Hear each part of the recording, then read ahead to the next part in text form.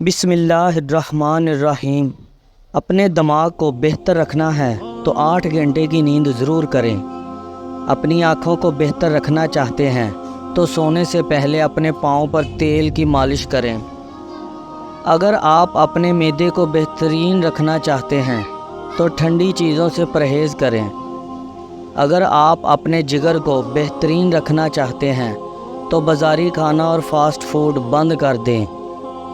اگر آپ اپنے گردوں کو بہترین رکھنا چاہتے ہیں تو سونے سے پہلے باتھ روم سے فارغ ہو لیا کریں۔